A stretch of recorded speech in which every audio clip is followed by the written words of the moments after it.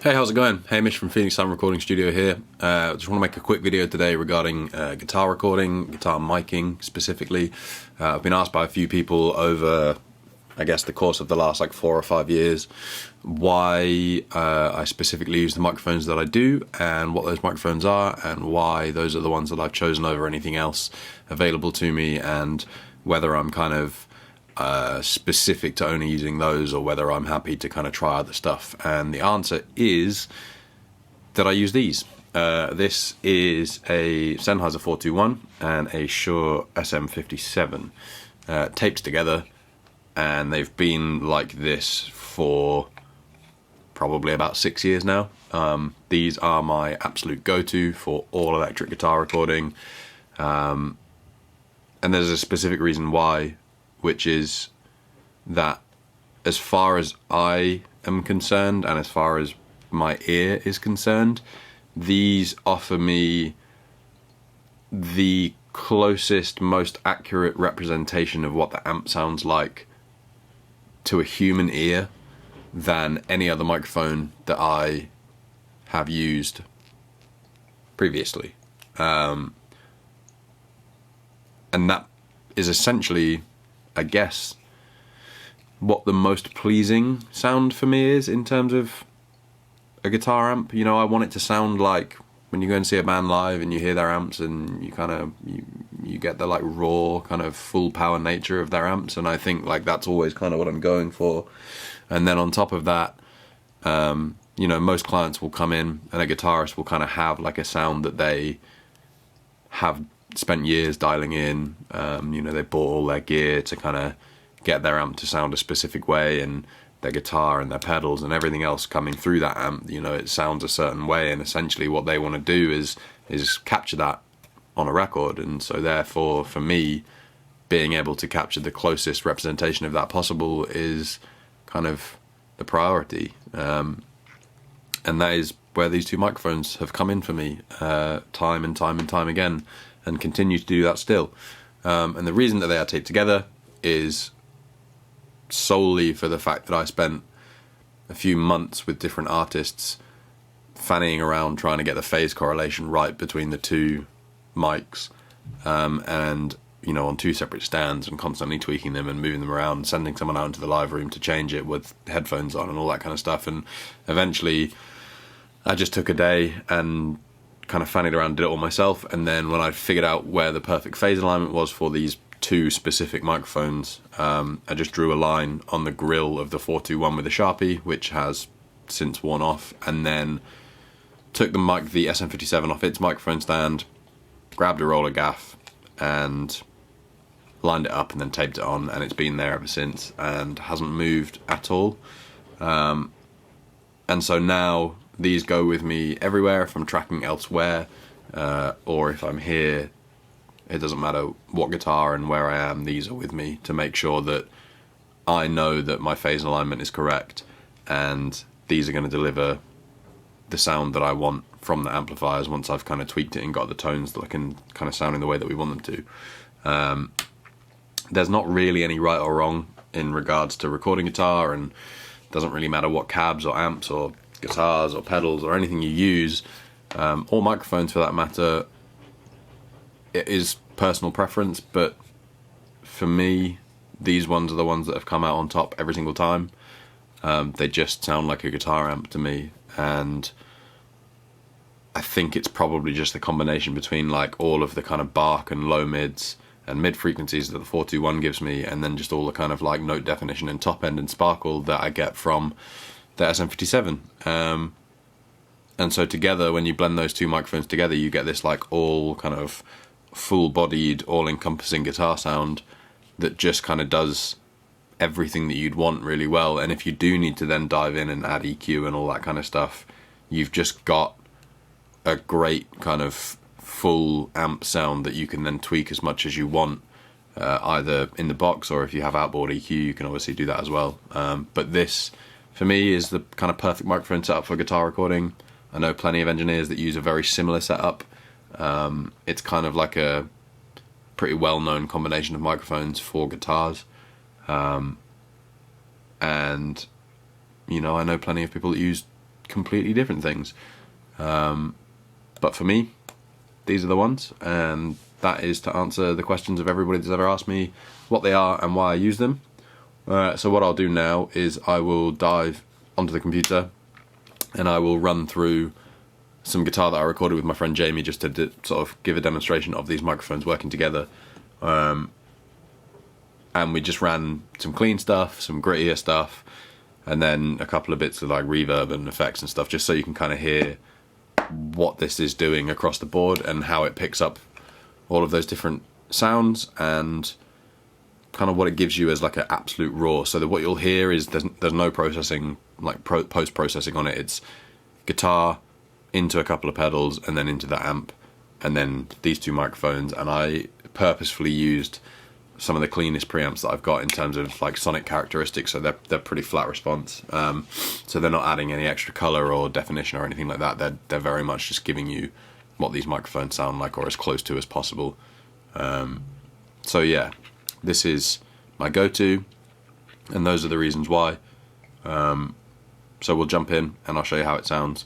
But yeah, don't forget, the most important thing is that whatever you use, you work with it so that it gets to the sound that you want. And don't be afraid to try loads and loads of different placements, you know, move it up against the grill, away from the grill, put it anywhere in the room, whatever is going to get you the sound that you want. That's what you should go for.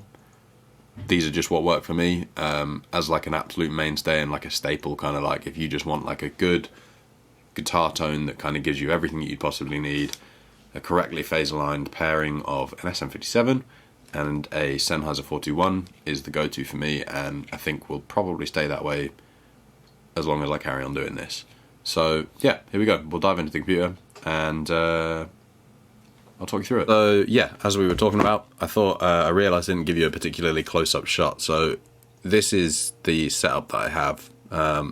As you can see, there is a distance between the front of the grill on the 421 and the front of the grill on the SM57. So the capsules are in two different places within the microphone. So obviously if they're in line like that, they're not in phase, and you end up with a very horrible guitar tone. So this is what I was talking about in that last bit of the video, where I originally found what worked and I drew a little Sharpie line on the grill of this, which I've since rubbed off, and then set the microphone in that position, and I've just taped it round, and it's kind of been there ever since.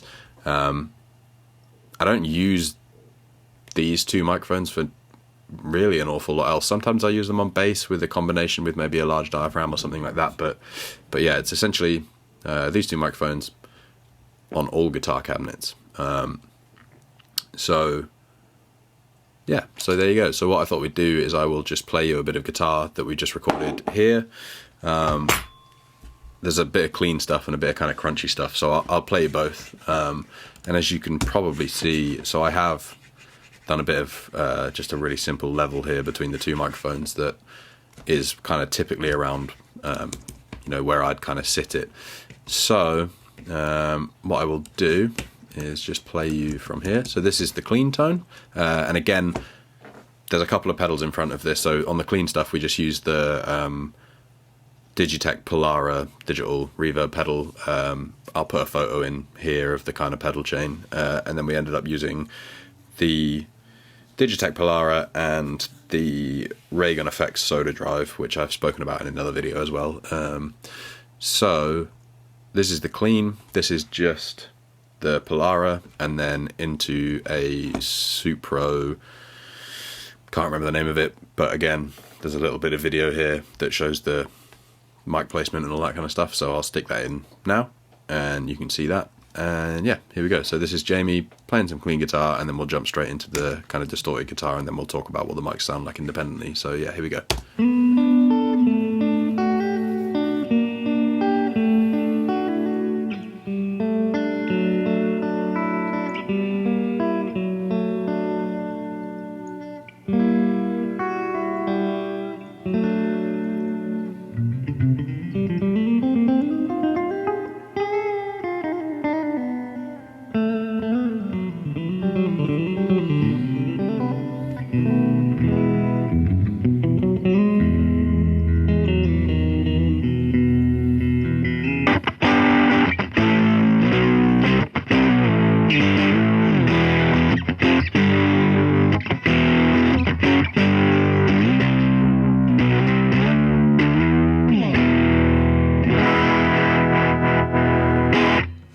Cool. So yeah, that's it.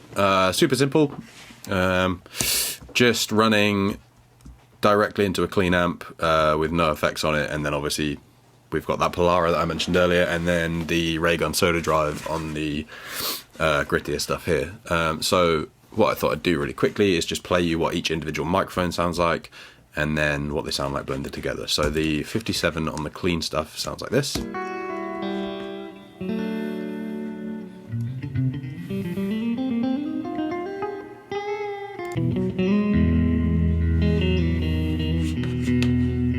And then the 421 sounds like this.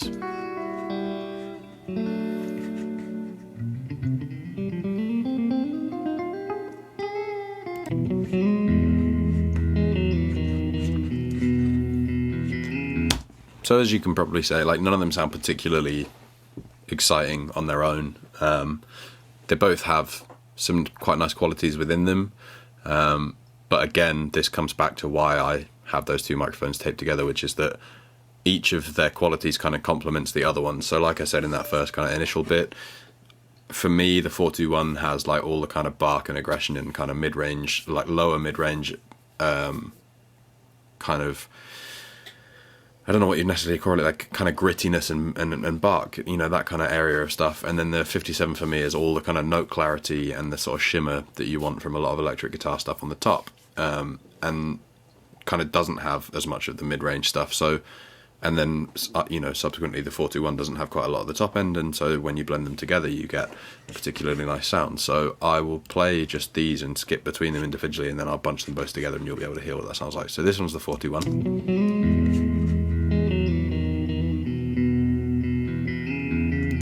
57.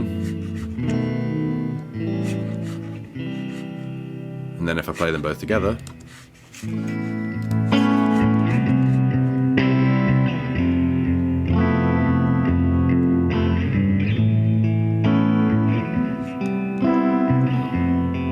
so you just get this much more kind of broad, rounded, all there guitar tone, everything that you'd want from all the kind of top end and all the sort of kind of lower mid sort of push through the speakers and stuff, and the energy kind of comes out when you add them together.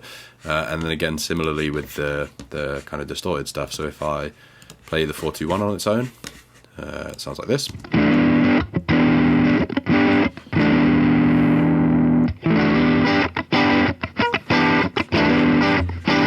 So it's a bit more kind of like low midi and a bit kind of muffled, and then this will be kind of pinchier and a bit more toppy.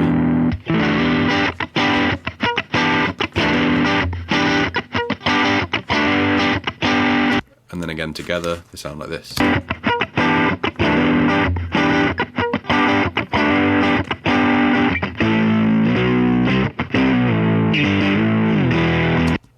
So yeah, I mean, super simple, there's nothing crazy going on there, but like I say, it's just something that works for me, and I've had a bunch of people ask me about it in the past and why I specifically use those microphones, and that is the reason why. It's, for me, it's kind of, they give me more of a completed guitar tone, and that I don't have to then jump into and do loads of leveling and automation and EQ and all that kind of stuff. It's just much more close to what I'm looking for in terms of what I want to use when I come back to mix that track.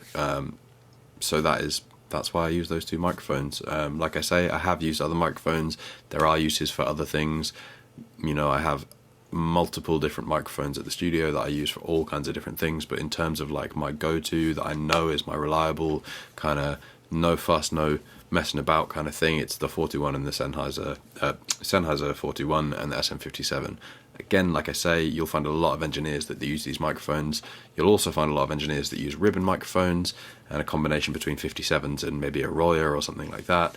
And again, what works for them, what works for them. I have done those things in the past.